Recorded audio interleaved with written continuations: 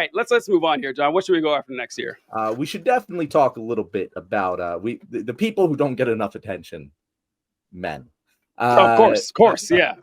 So, TJ, last week we discussed it had the details had not been revealed of this multi-million-dollar think tank that is meeting in these luxury hotels to discuss.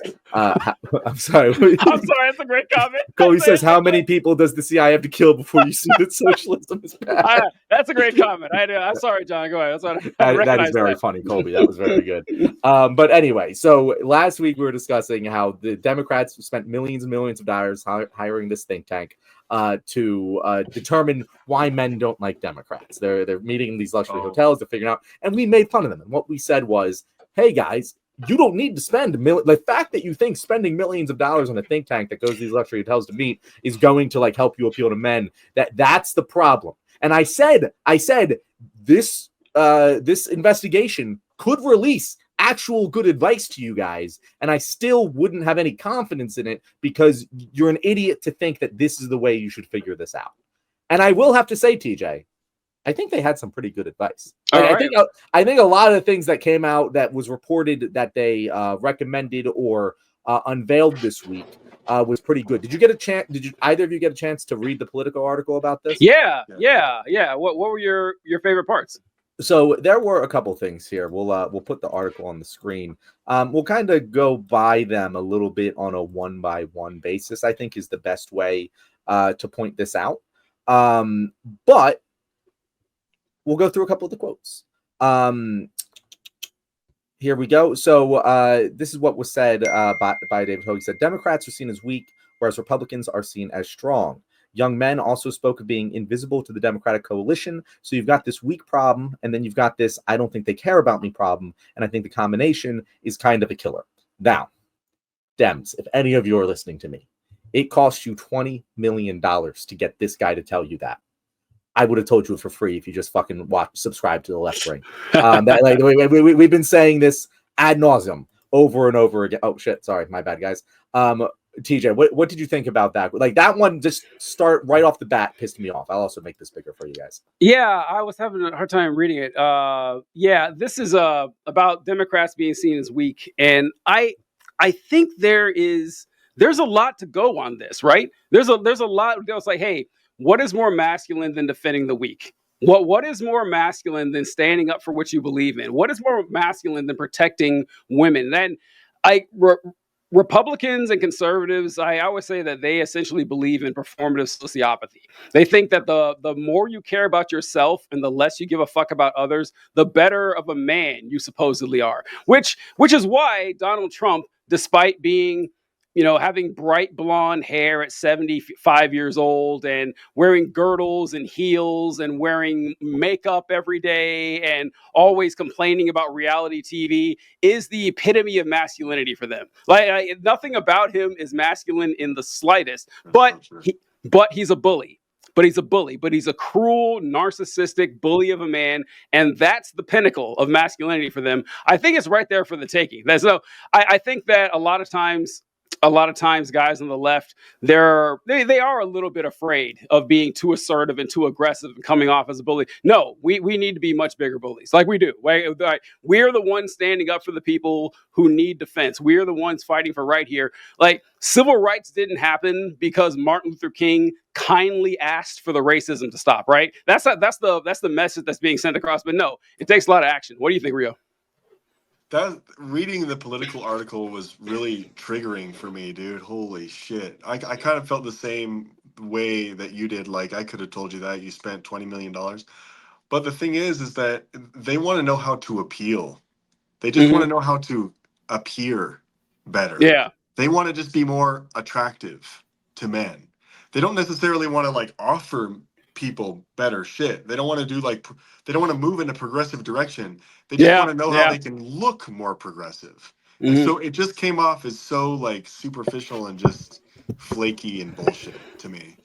Yeah, so I want to point out something else that was said in this article because they say they vented about conflicting cultural messages of masculinity and put them into a no-win situation around the meaning of a man. They described how the COVID pandemic left them felt isolated and socially disconnected. They also said they feel overwhelmed by economic anxiety, making traditional milestones like buying a home or saving for kids' college feel impossible in the analysis, the research said. And I want to say, I don't know if I've ever said this before, TJ. Mm-hmm. John made a comment earlier.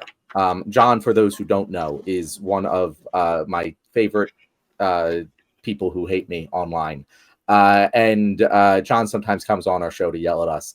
But he said this, and I actually think it kind of is intuitive, because John said also Dems are never getting men back. Dems can't define men. Dems blame successful men for their own incompetence. Nope, never happening. And while John is pretty consistently wrong about everything that he says, I do think I'm seeing a very consistent message here, especially from men who feel disaffected by the Democratic Party, is that men don't have a positive definition. I'm sorry, Democrats don't have a positive definition of masculinity.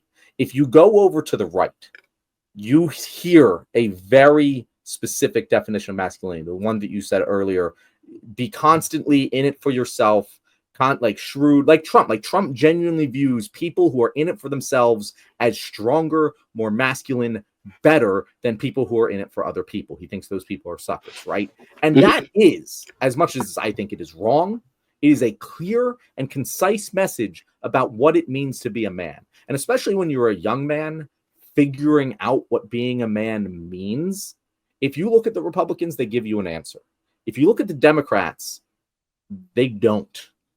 Democrats tend to approach masculinity as something that needs to be fixed instead of something that needs to be championed in a positive way. I think they can turn that switch from, hey, all of these things are bad about men, which all of the things they've always said are generally correct, to, hey, this is the way good men behave. Instead of this is the way bad men behave, this is the way good men behave. And they focus their messaging and talking about this. And I mean this from a Democratic politician level. I mean this on a Democratic influencer level. I mean this on a college students talking to their friends level.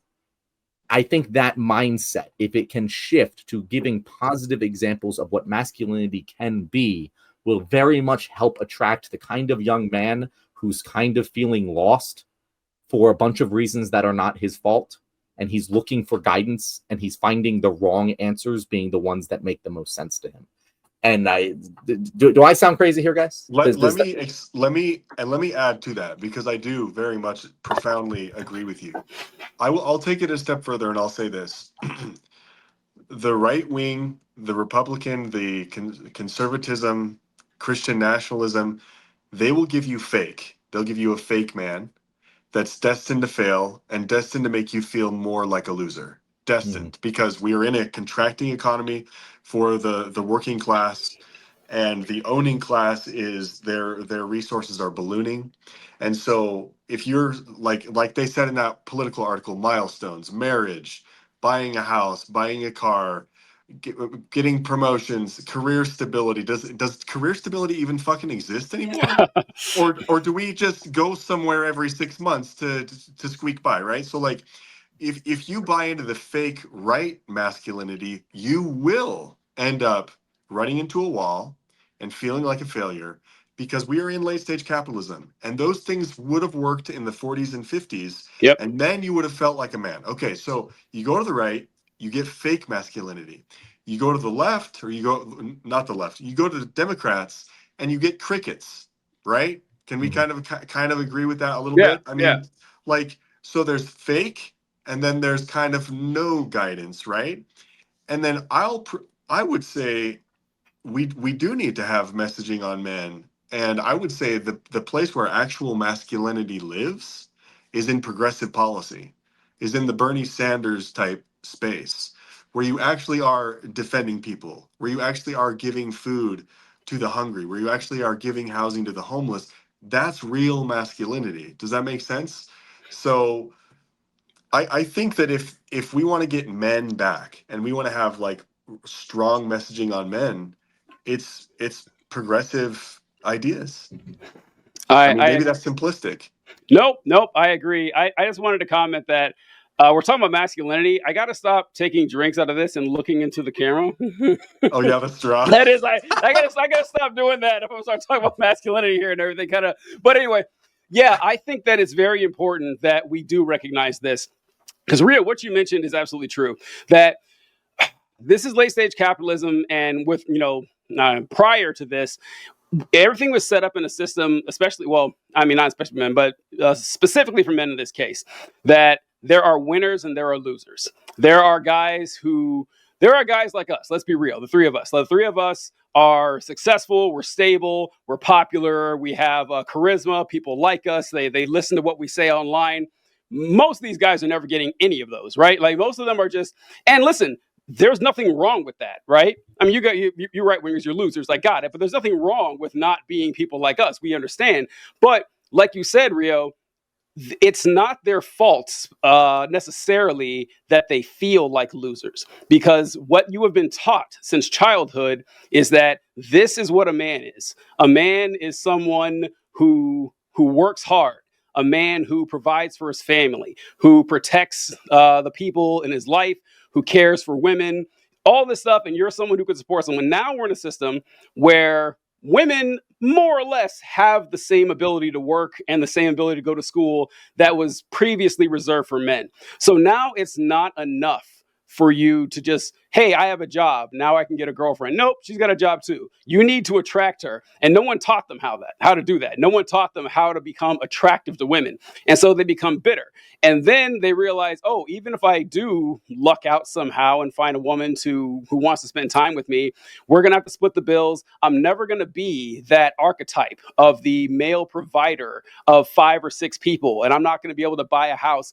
It's funny how they say, well, you guys can't define a man. They can't either. They don't. Like that. I mean, that's why you always hear the question, what is a woman? You never hear what is a man, because everyone knows that there have been thousands of years of philosophy and thought and study on what is a man. And then the answer was never XY chromosomes. That was never the answer, right? Like what our societal definition of a man is deep and intrinsic. And it's why a lot of young men feel lost. So when Democrats don't address that and say, listen, here is the direction you can go. Here is something we want to champion. If someone commented in here, I wish I remember where it was, but someone said, here it is. I'm being so serious when I say this. If Democrats use Superman as the blueprint for masculinity, it'd be a huge gain. That's a great comment, Colby. That's like the second good one Colby's made today. That is fantastic. Colby's on fire today. Colby's on fire. He's cooking. Superman was built. The creators of Superman are 2 Jewish young men, Siegel and Schuster, I believe their names were, and they created Superman with like a Jewish sounding name, Kal-El, and they said that this guy is a representative of struggling against oppressions and thought in the 1930s, an alien from a different land who shows up and he's defending people. If you read old Superman comics, he's fighting against crooked business owners, against like clan members. Like Superman was always woke. That was always his thing in defending the weak, and he was strong as fuck. That is exactly what you need to go for. I talk about left-wing propaganda from the last 100 and 200 years or so. It's always men swinging hammers on anvils and shit. Mm-hmm. It's always presented itself being strong. It really wasn't until recently that we have this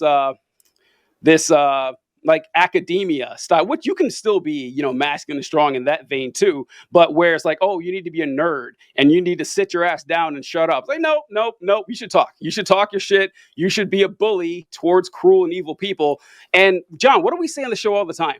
The Democrats do a terrible job on telling people who their enemies are. They do a terrible job on this. Like if we had more people saying, yes, listen, the 1% is fucking you over. They are stealing your wealth. They are withholding healthcare from you. They're making your life more miserable. They're stopping you from spending time with your family and children. They're keeping you at work all day. They're making you slave for them. And then you can maybe, if you're lucky, retire for 5 or 6 years and then die. They need to be villainized. They need to be pointed out as the enemies of the state that they are. And the Democrats, like that's your answer right there. Like the $20 million is kind of funny because this is really simple shit that you could have gotten from any of us. Yeah, but you still have the problem that, and I don't know if this is too edgy for your show, but let's go. It's probably not. The problem is that the fucking Democrats just represent the billionaire class still. Yep, it is. So, it is. So the messaging from an owning class of capitalists is that any type of dissent is girly, weak, lazy, entitled, femi, gay. They want to pretend that masculinity is something that you're getting away from if you dissent from capitalism. Capitalism is man. Yep. If you don't have capitalism, then you are not a real man. Yep. So the Democratic Party has their hands tied. They can't message any differently because they are controlled by the billionaires. It goes to a couple of different things. I think it's not just that they're controlled by the billionaires, Rio. Like that's definitely a factor here. But I also think it's that they just. I think that there is a genuine issue that stemmed from the late Obama era, to which I have always agreed on conservatives with, is that the social justice thing went too far. And there was too much animosity. There was too much hate-driven cancellation. And people like to fight back about this. And I'm like, no. There was clearly like animus. And I understand why the animus was there. But it wasn't actually helpful in building a coalition with men. It shooed a lot of them away.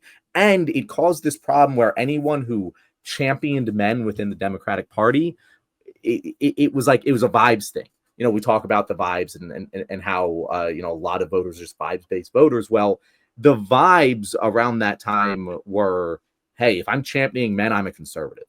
Kind of like how if you wore an American flag something, your vibes are conservative, you know? And it became so bad that just no one did it. And so the only thing that you saw coming out of the left, and I'm saying the left, anything left of center, was generally that you just don't talk about them. If you have positive things to say about men, don't say them because you're helping the other side. And I think that was a massive mistake. And I think a lot of politicians are definitely in that mindset. And even now today, I see on the, like, when I like say things like this and like make these sort of arguments, I always get some people on the left who come and say, oh, so we're supposed to give more to men? Don't they have enough already? Shocking that a man is saying this. And like, look, I get what you're saying, but we don't have the luxury to make decisions based off of tailoring our message to those who are most deserving. We need to tailor our message to those that are most strategically valuable. That does not mean implement policy to further patriarchal systems of oppression, but it does mean when we are talking about our policy, we should talk with a man in our fucking mind when we're speaking, because that is the person we most need to convince in order to get this policy passed. And if you care about the optics of talking like you're talking to a man more than you care about actually passing the policy that ends the patriarchal systems of oppression, I'm sorry, I just don't think your priorities are in the right place. So if I Ria. No, I'm just adding, like, identity politics has really, really hurt the left, and man hatred. I mean, I'll never say this on my channel, on my personal TikTok channel, because all of my audiences are like leftists. But in a leftist space, man hatred is a huge fucking problem, a huge problem, dude. It is not good. Hating men is not good, and hating men is not necessarily, like, you can complain about the patriarchy and you can love men at the same time. And this is something that I think the left needs to, especially, and I'm not only talking about Democrats, I'm talking about actual leftists and progressives. They need to find a way to love and embrace masculinity. They really fucking do, because it is a big problem.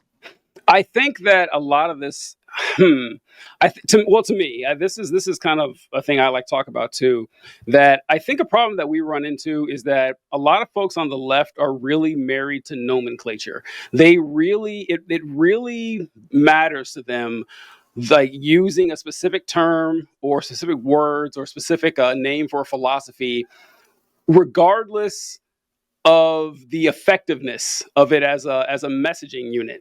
And one thing that one of the first TikToks I ever did was on this topic. Well, not with men, but with racism, and how I don't like the term white privilege. I've never liked it, and I never use it. I think that it is an overall harmful term, and that's not because white privilege doesn't exist. It absolutely does. Yeah. But when you say white privilege, people who aren't familiar with the term, even today, like, it's not like people actually go out and study this. They just kind of hear this stuff in passing, unlike us. But when you say that a white person has white privilege, they're going to think you're saying your life is easy. You got nothing's difficult for you. Everything is handed to you on a silver platter.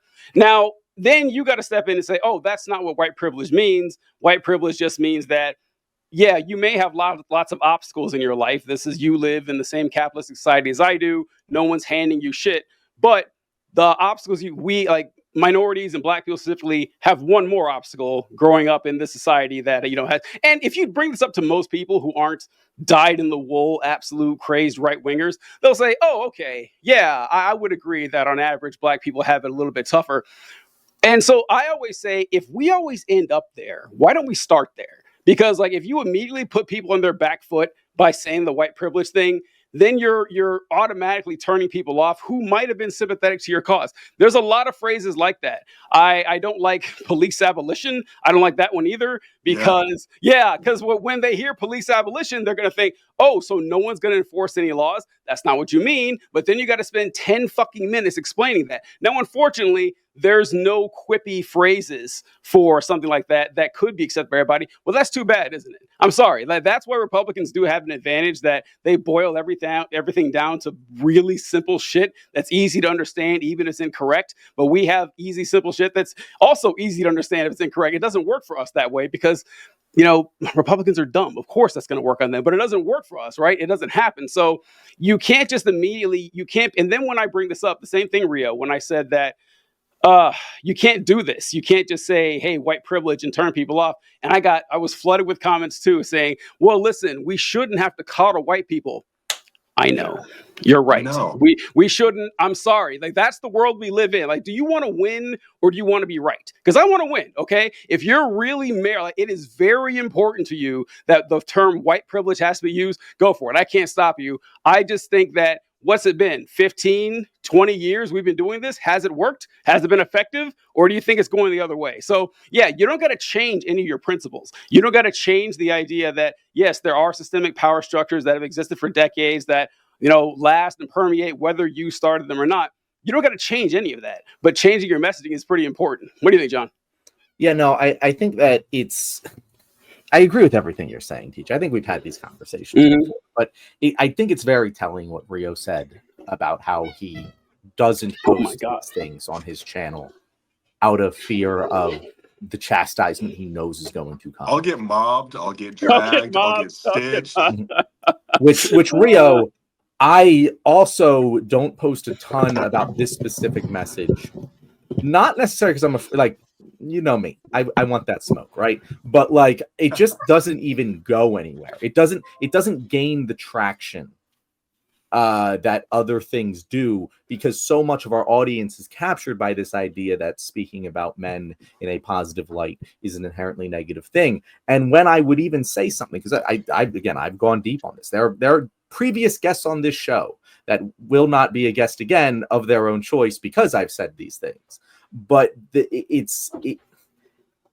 I'll talk to them and I'm trying my absolute best. And they're like, you're feeling this way because you're just used to privilege as a man. And I'm like, yeah, God, I really, really don't think that's the case. I totally admit I have tons of privilege as a man. I still don't think this is the way that I should be treated. To me, it's like, I'm not perfect, but anyone should be able to see me on the left and go, well, he's not perfect. I don't agree with everything he says, but like, clearly this is a person that can be an ally. Like whether you agree with me on whatever issue, whatever not, I'm someone that you can talk to, and it's probably going to vote in the same way you are. It's probably going to support 95% of the same positions you will. And the fact that when we say these things, even those of us who have demonstrated time and time again that we support all of these other issues that, the people who are criticizing us for saying this agree with, it still gets shut down. And like, I don't want to say like, those are the people that need to change, because I don't want to place the need to change on the people who are hurt the most. But like, I don't know what the right answer is otherwise. Like, there just needs to be a cultural change on our side of the aisle. It doesn't have to be about men specifically, but it has to be against hatred of large groups of people. Hate the billionaires. They're small groups of people. They should be hated. Hate the rich. Hate the people in power. Hate whatever. Don't hate half the population. That's just not a good strategy in electoral politics. I don't feel like that needs to be explained. The problem with identity politics, one of the many, many problems, is that identity politics can be used to shut down really good progressive messaging. So, for instance, people were saying on the left, and this is so fucking stupid, they were like, I would never vote for Bernie. Even in 2016, I wouldn't vote for Bernie because he's a white male. And that's where identity politics, if you embrace it, and people are right to complain about identity politics, because you should listen to the substance of someone's message, the content. So like, for instance, I'm a white male, I am privileged, and I acknowledge that I am surrounded in my culture by racism. I am racist, it's saturated inside of me. Racism is something that you recognize and you deconstruct from. You're not racist because you're a bad person. You're not like a mean guy and you are a racist because you're mean and stupid. So this is like a leftist progressive idea that I've had to explain to people, that racism is something that you recognize and deconstruct from slowly in hundreds of different ways. So even though I'm a white male, it's good to listen to me if it helps you to understand these type of concepts. So it's like, if you're not willing to listen to what someone's going to say just because of the color of their skin, you've gone into a regressive place. So identity politics takes us into a regressive place. Identity politics isn't good on the left or the right. Am I making sense? You're making sense. You're making perfect sense. And to add on to that is that and I forgot what I was going to say. TJ, go ahead. It's all right. Yeah. So you were saying that racism, unfortunately, this is another thing about how what we're taught as children about these social issues has really damaging effects on adults and politics in the future. That we were all taught that racism is a personal moral failing, that you're racist is just, code for bad person, like fascist or communist. Like, these are just bad people. Don't be like that. And instead of looking at racism for what it is, it's like an actual complex system that doesn't necessarily happen by a singular person or even a singular group's volition. It's not like a lot of rules or mores or whatever are inherently racist that weren't written to be so. That can easily happen. And when you tell people this, it doesn't connect to them because they think racism as, personal personal animosity or malice towards something that, this guy puts on a Klan hat and says, I hate black people. That person is a racist. And they don't see that, this housing structure is or this housing policy is racist, even though race isn't mentioned whatsoever. And this also plays in the fact what you guys talking about with, talking about men. This is something that I would say that you'll see 14-year-old boys who I feel really sorry for these days. Like young men today, or boys like just coming into adolescence and slowly getting into adulthood. The masculinity is in crisis on like what it actually means to be a man in the 21st century as opposed to the 20th or the 19th century. Radically different, nowhere near similar. And then when these boys will say something like, I just don't think anyone's talking to me. I think the system's kind of screwed. I don't have a lot of hope for the future. Inevitably, someone online generally will say, well, what are you complaining about? You're a man. Who put this system together? Well, not the 14-year-old boy, okay? I got news for you. He was born into this just like you. He didn't have any say in this. He found himself here, and telling him that now you don't have to pretend that he has it harder than someone else like that, but you don't have to. That's not part of it. But it's like addressing the issues that he's confronting is important. And what bothers me about that is that people who will like attack, the personal moral character of like a lost boy, doesn't Peter Pan shit, but a lost young man not understanding what's going on.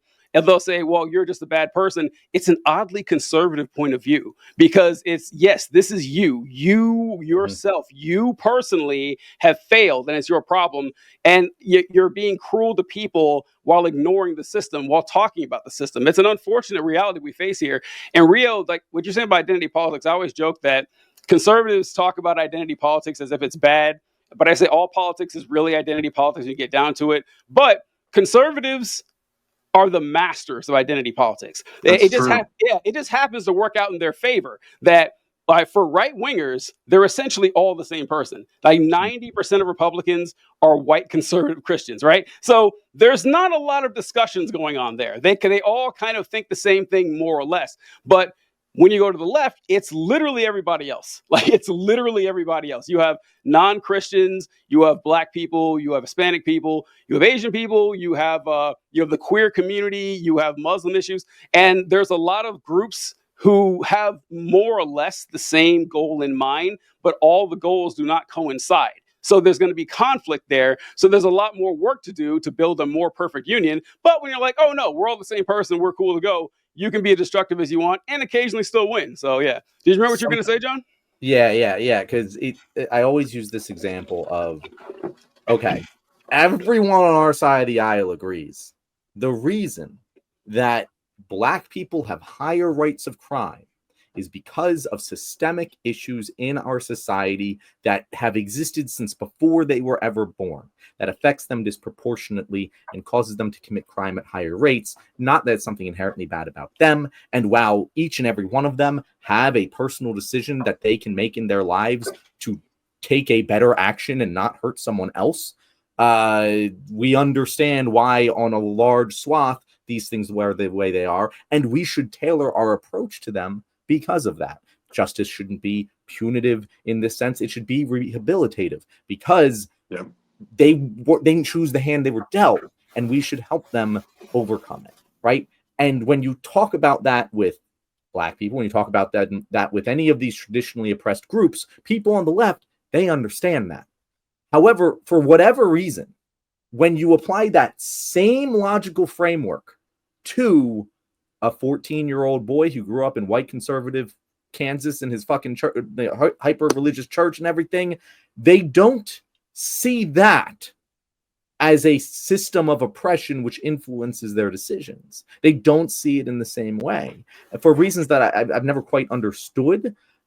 Even when I explain it to them, they still disagree with me. And I'm just like, how I don't understand how they can hold both thoughts in their head at the same time. Now, it's important to acknowledge. I think that's the best way to explain it on the left. I do think that like it's when messaging this to that 14-year-old boy or whoever, right? I do think that we've spent a lot of time criticizing the left here and how we approach things, and it's all valid criticism. And I've enjoyed this conversation a lot. I really hope it's good TV. But I do want to ask you guys to kind of wrap up this topic. What is your prescription here? If you need to create, because we know what the conservative idea of masculinity is and how that is successful. What is the elevator pitch of what masculinity should be that Democrats should champion? I don't know if I have an elevator pitch because I hate the fact that none of this is specifically policy based, that it's vibe based, that what politics is, and saying that, don't be afraid to fight is what I would say. Like, don't be afraid to fight. Like, don't think that there's something noble about shutting up and cowering in the corner and not standing up for what you believe in. Like there's no moral victories here. Like we have learned, like for 10 years now, we have tried taking this high road of, understanding folks and say, oh no, this is fine. No, criticize evil when you see it, but be kind to people, but relentlessly oppressive to systems. That's what I would say. What do you think, Rio? We're trying to hold on to the 1940s and 1950s, and that's our definition of man. And I am myself, I'm an anti-capitalist, and I'm an anarchist because I don't believe there should be any type of ruling class or royalty or kings or anything. I don't think there should be an owning class that owns our survival resources. So I will tell you that I think that masculinity, rather than clinging on to the 40s and having a little house with a little mailbox and a little job and a wife that has kids and stuff, I think um, we should start to say a man is something that is, oh God, how can I say this? Moving out of capitalism, something that's more decentralized, something that's working towards um, decentralized, non-authoritarian systems, no vertical morality. God, this is a hard fucking question, John. Yeah, That's a hard it is. question. Yeah. I think that it needs to be. We need to decouple manhood from capitalism. I guess that's going to be what I say. Mhm. I'll have to I think about think that more. no, and it's a thing that we need to be thinking about. And I would say I think Colby kind of had the right answer here of Superman masculinity, and I think this what I'm about to say is going to appeal to everyone, right? Masculinity is strength. I think that if you were to just put a word fucking vomit of like what words come up most when people describe masculinity, strength is gonna be on that fucking list. It's gonna be somewhere in the top 10. And masculinity is having the strength to take on other people's burdens. Masculinity is having the strength to fix what's wrong in this country, even if you aren't responsible for it. The strength to live in community. That's a big one. Masculinity is the strength to live in community with anyone, even people who hate you, even people who tell you you're evil for being a man or being white. That's okay with you because you're strong enough to take it. And the strength to stand up for human rights. Yes, stand up for other people, defend others. Like Superman, he has the strength to take the bullet, and so he's going to do it. There's a speaking of Superman, just a clip from My Adventures with Superman, the show that like with him and Lois Lane that's on HBO now, and he jumps in front of the guns and defends Lois Lane, and Lois Lane asks, "How'd you know you were bulletproof?" And he said, "I didn't. I just knew you weren't."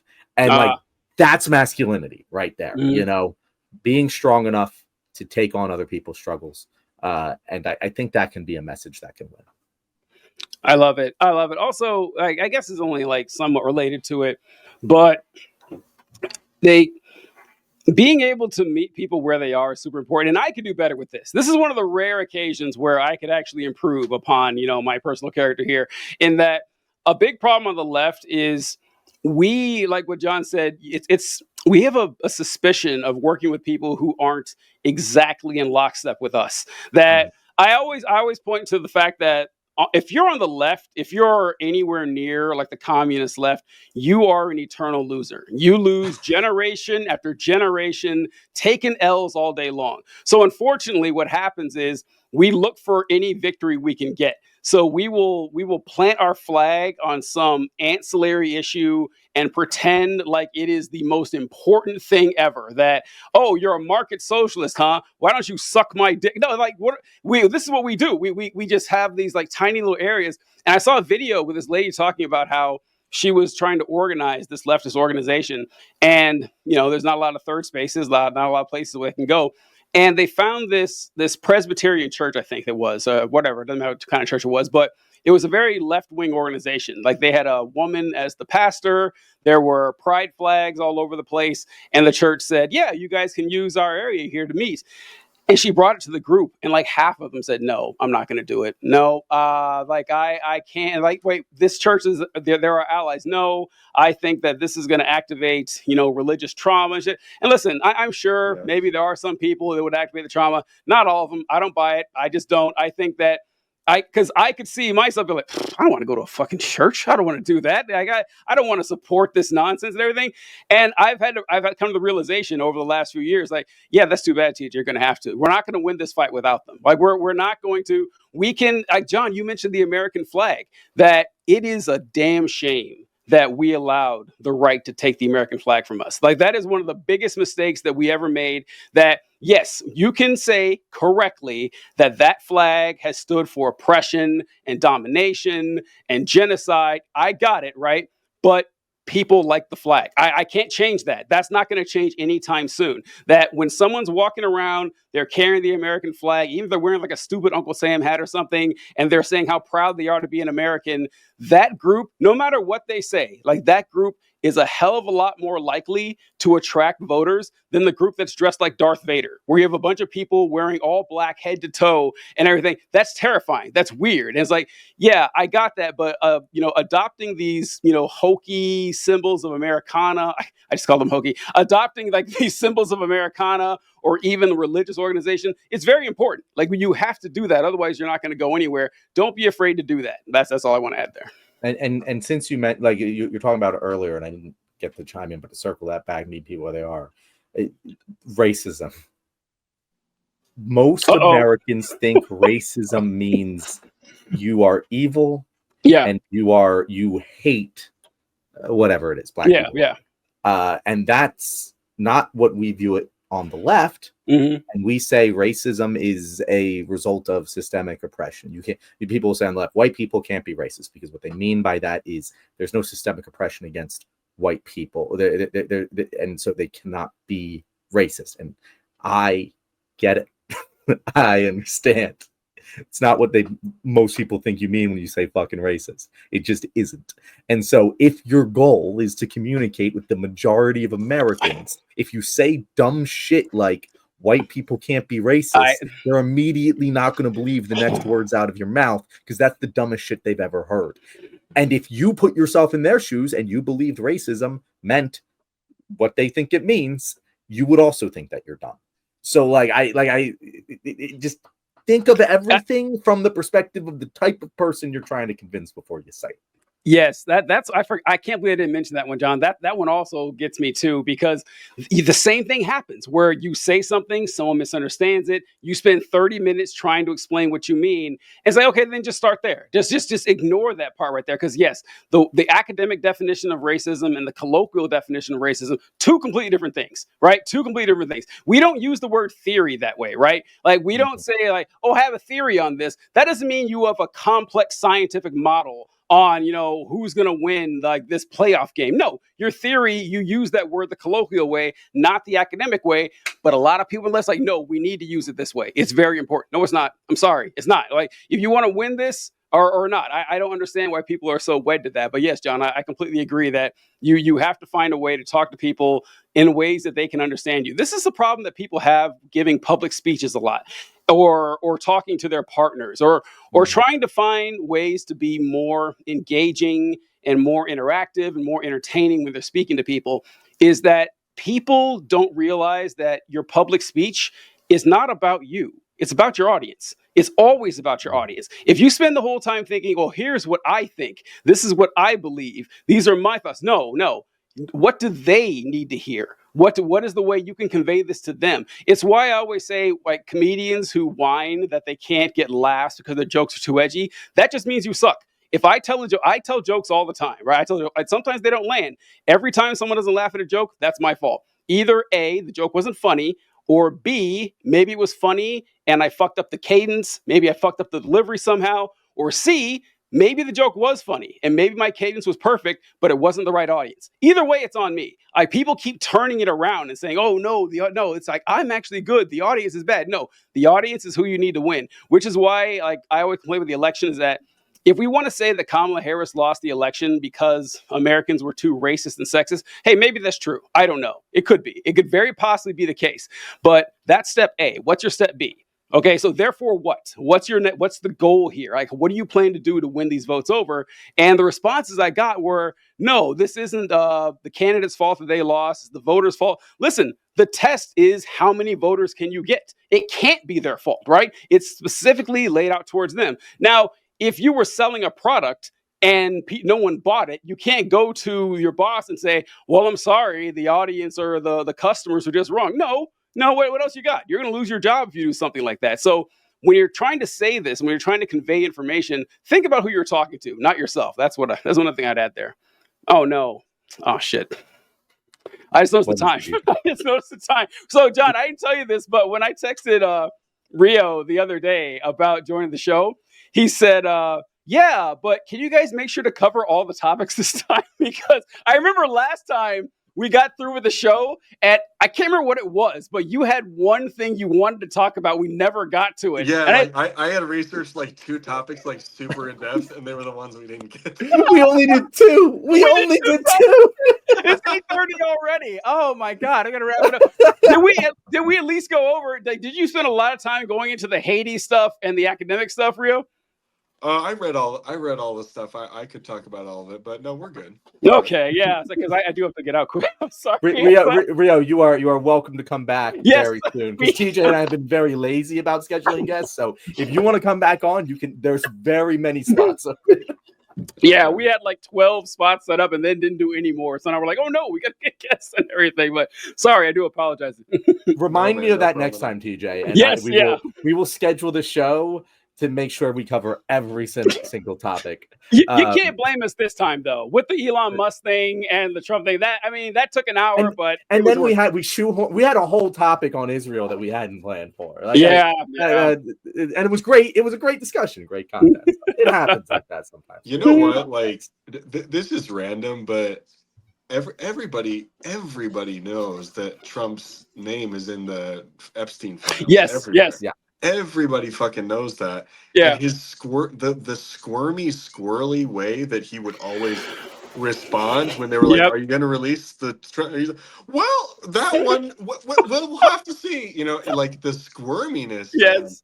Man. I just think it's so stupid and funny and petty, and that Elon said that.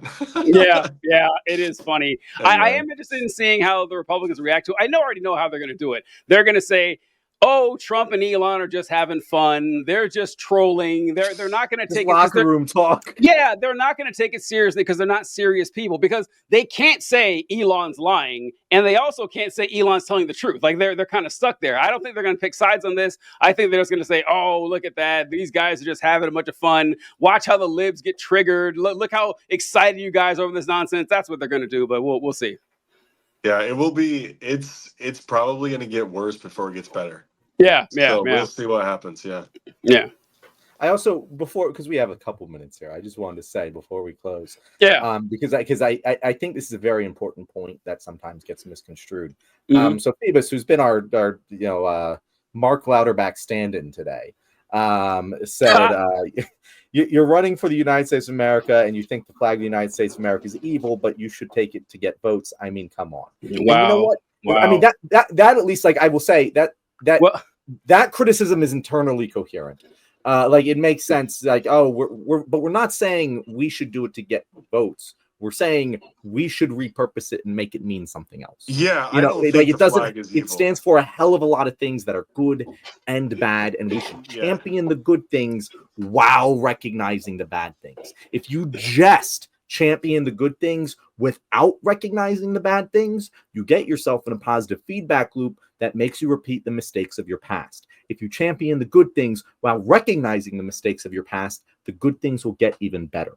And that's what we mean when we say champion America, champion the American flag. It's not blind faith, a blind loyalty that we've always been the best. I think there was a clip today of Trump talking to the German, I forget, I don't know if it was the prime minister. I really didn't look too much into it, but he said they're talking about D-Day coming up, and Trump was like, "Oh, that was a pretty bad day for you guys, wasn't it?" And the German guy was like, "Yeah." He's like, "Wait, no, that was a great day. That was a day you guys helped liberate us from a evil dictatorship." And it's like, yeah, like you have to acknowledge the bad things that happened in order to get better. This is, again, you want to talk personal responsibility, you want to talk all that, fine, take some personal responsibility to improve. How do you do that? You acknowledge the bad things. And honestly, that fucking goes for Democrats too. They hate to fucking do that. John, that was great. I really appreciate that. That's really funny. That story about D-Day. I hadn't heard that. That's a pretty quick response there, and it's funny. But yeah, this is like I'm sorry to drag this on, but I do this when I talk about the founding fathers. That, like, I always mention how we have this unfortunate tendency to put historical figures in good person, bad person boxes. And like whenever, so like we have like good person box, Thomas Jefferson, third president of the United States, doubled the size of the nation, Louisiana Purchase, the Virginia Statute on religious freedom, all that shit that we know about. Well, we know, but about Thomas Jefferson and everything. And so whenever like you're taught about Jefferson, he is held up as this godlike figure. And then you bring up, oh, well, Thomas Jefferson was the largest slave owner or the largest or second largest slave owner in the state of Virginia. Like he was a child rapist and a human trafficker. Yeah. Then people will reflexively defend him and say, whoa, hey, that's a good person. That's Thomas Jefferson. Why do you hate Thomas Jefferson? Why are you attacking the founding fathers? And so like and honestly, some people left are like, oh yeah, fuck that guy. Everything about it is like, no, there are no good or bad people, right? Just like the flag. Exactly what we said about Israel, DJ. It's not good guys and bad guys. It's right and wrong. Yes, and so like the flag, I can't remember who said it. Colby, I think Colby said the U.S. flag. No, that's not. Anyway, but he said, yeah, the flag is actually representing something bad. Yes, all the stuff I said about the bad stuff represented, true. But it also represents religious freedom. It also represents secular democracy. It also represents, defeating the Confederacy. Fuck those guys. Yeah, so the flag can represent good things, and you choose to acknowledge that, just like the founding fathers can. If you want to build a statue to Thomas Jefferson because Thomas Jefferson's a great person, that's a terrible reason. No. But if you want to say, hey, the Virginia Statute on Religious Freedom was the foundation for our First Amendment, and here's a statue of Jefferson honoring that. All right, I don't got a problem with that. I think that's great. Like, if you want to build one of Robert E. Lee, you're going to have to give me a reason. I don't think you can find one. I don't think you can find a good reason. Like, the only matter of historical significance that Robert E. Lee contributed to this nation was being the leader of the Confederacy. That's it. That's not, you can't name anything else. That doesn't apply to someone like Thomas Jefferson. So the best thing he ever did was stop doing the thing he's known for. Exactly. Yeah. I love that he died without his citizenship. It's a hilarious story if you guys don't know this. Really? I didn't know that. So after the Civil War ended, President Johnson granted a blanket amnesty to most Confederates, like on the South, except for Confederate leaders and Confederate politicians. Those folks had to write out a oath to the United States and a recognition of the adoption of the 13th, 14th, and 15th Amendments and say, hey, I agree with the abolition of slavery. I was wrong. I apologize. Here is my oath of allegiance to the United States. So Lee did this. He wrote out both things. He swore at this courthouse. He had it, notarized, and then he had it sent over to Washington. So Secretary of State William Seward got both of those letters and thought they were hilarious. He laughed his ass off. He thought it was so fucking funny. He took it, and he took Lee's apology and his affirmation of the 13th, 14th, 15th Amendments and gave them to a friend of his as a cool souvenir. And then he took Lee's oath of allegiance to the United States and tossed it in a closet somewhere. And it stayed in that closet for 100 years. No one knew that. It never got to the president's desk. And Lee died like 6 years later, begging for his citizenship. But unfortunately, I think it was 1970, under the Ford administration, the Congress reinstated posthumously Lee's citizenship, because of course they did. But, I do take a lot of solace knowing that he died a broken man without a country, begging to get his citizenship back. Very, very funny to me. TJ, I will say that I was a little questioning this whole time whether Phoebus was a Republican or a Democrat. Dude, but he's here. He's defending Mr. Lee. Of course. Dude was a general in the Mexican-American War. Yeah, there you go. Yeah, we should have dozens. There are like dozens of general. I know. It's funny. They will go like, this racist really needs to be defended. Yeah.